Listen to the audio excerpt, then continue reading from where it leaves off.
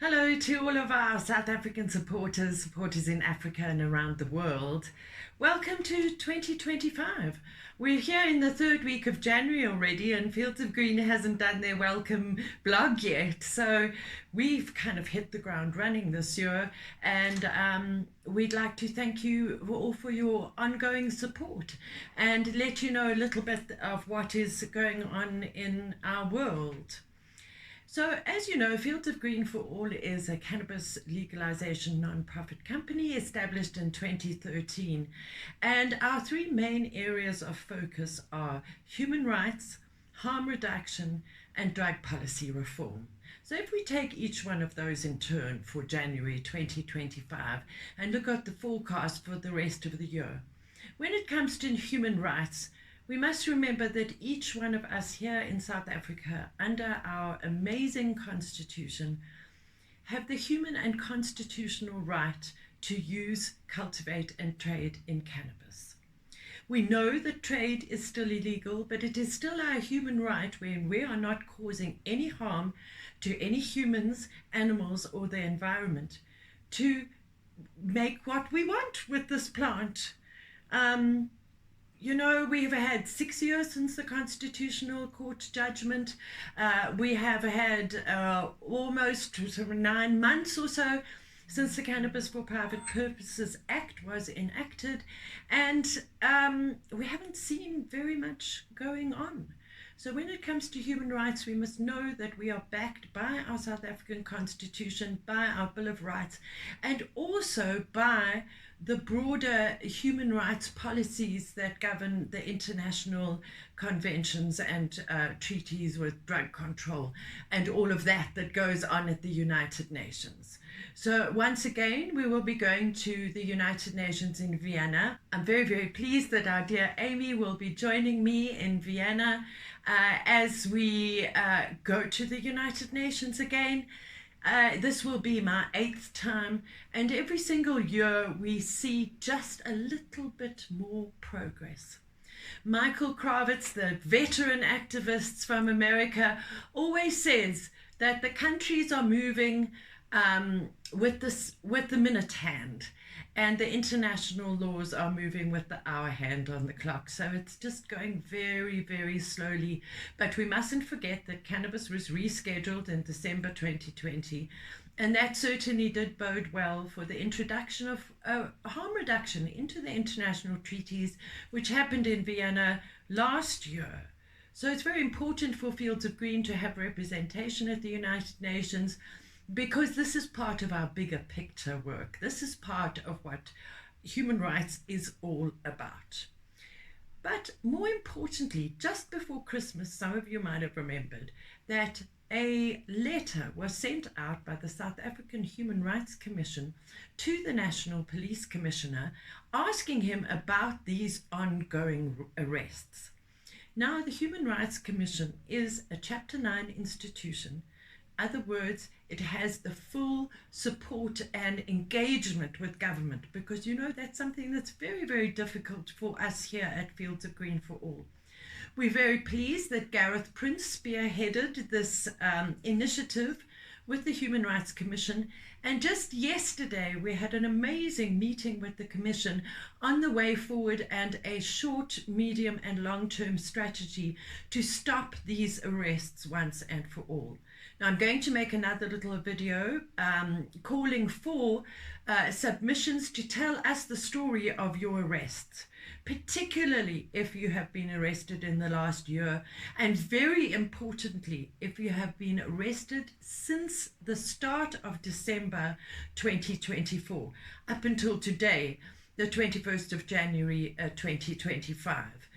Details about where to submit the story of your arrest. This will obviously be treated with the utmost confidence and will certainly help us in gathering all of the data that we need for this project, this campaign that we are launching with the Human Rights Commission. We are very, very excited with the involvement of the Human Rights Commission, seeing as human rights is the top of our priorities here at Fields of Green for All. Second in the list of our priorities and things that we campaign for actively every single day here at the Jazz Farm and at our Fields of Green for All office is harm reduction. I'm very proud of Amy, who's our Youth and Diversity Director, slash harm reduction director, who's been doing lots of work on equipping herself with knowledge, both national and international, about harm reduction, both in cannabis and in the wider drug policy arena. In December, I was incredibly honored to be invited to attend a 3-day workshop in Stellenbosch together with TB HIV Care and the OUT organization, which is an LGBTQ rights organization, and various other drug policy stakeholders to really sit down and nitpick everything to do with the decriminalization of drugs in South Africa. I believe I was invited because people believe that cannabis has been decriminalized in South Africa. Well, in theory, yes, it has. But in practice, no, it hasn't. This term decriminalization, or decrim for short, is somewhat problematic because it gets bandied around and overused. And people don't particularly care about the real facts when it comes to decriminalization on the ground. So decriminalization is all about harm reduction and vice versa, because we have always said that the harms of prohibition far outweigh the perceived harms of cannabis. So that is something that we have said over and over again over the last 15 years. And it is the harms of prohibition that we are fighting against. And as far as the harms of cannabis are concerned, we can use cannabis as a harm reduction tool. In other words, if somebody has a substance use issue, cannabis can be used to alleviate the terrible hardship that people go of trying to get over their substance use issues. And then harm reduction in cannabis itself.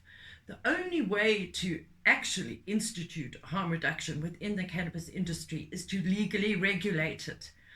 So that when you get some cannabis that you haven't grown yourself, obviously home growing is the most high form of harm reduction, because then you know exactly where your cannabis is coming from.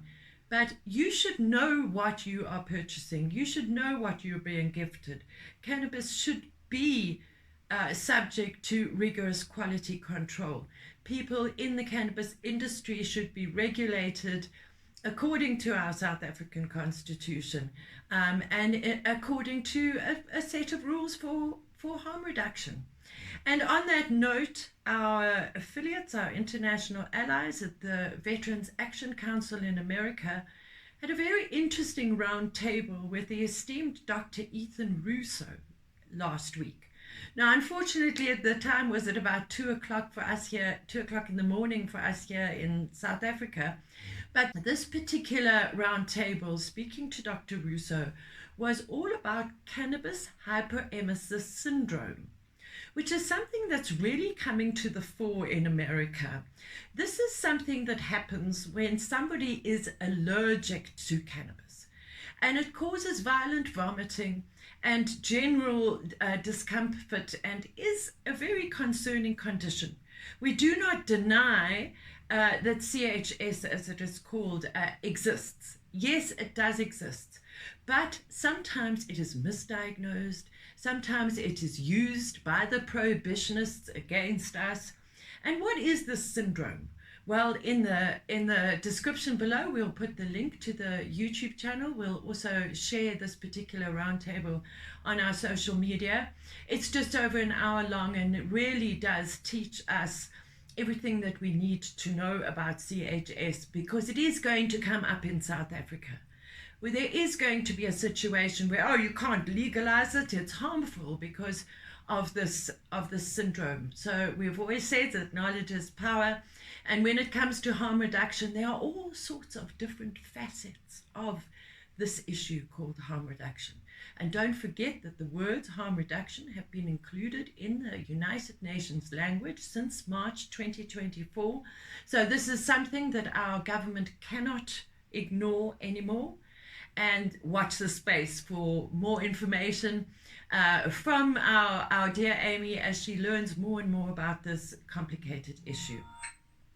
Now we've said that we have three different main areas of our campaign, and so after human rights and harm reduction, our third main area is drug policy reform. In December, quite late in the month, I think it was the 17th of December 2024, we had a large meeting with the Department of Trade, Industry and Competition. Now, this was very interesting because it was to hear from the DTIC all about their plans for the commercialization of cannabis. Now, we know that cannabis is not legal for trade. Yes, we know that there's pot shops on every corner. Yes, we know that the arrests are continuing, and this is something that we're working very hard at with the Human Rights Commission.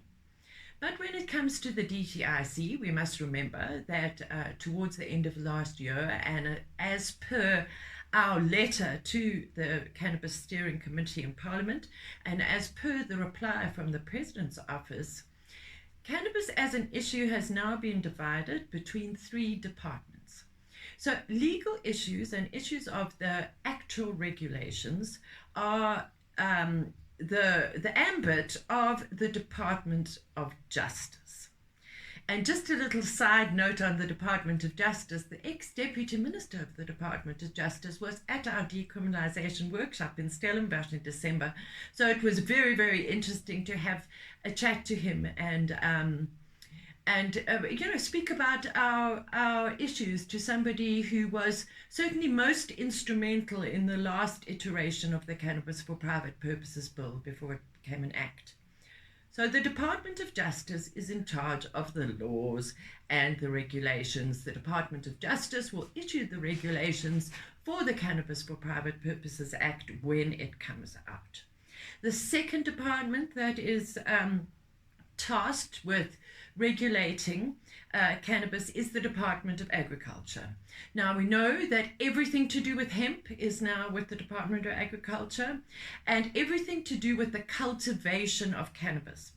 Not SAPRA licenses, not the Department of Trade and Industry. The Department of Agriculture, rightfully so, would regulate the cultivation of cannabis.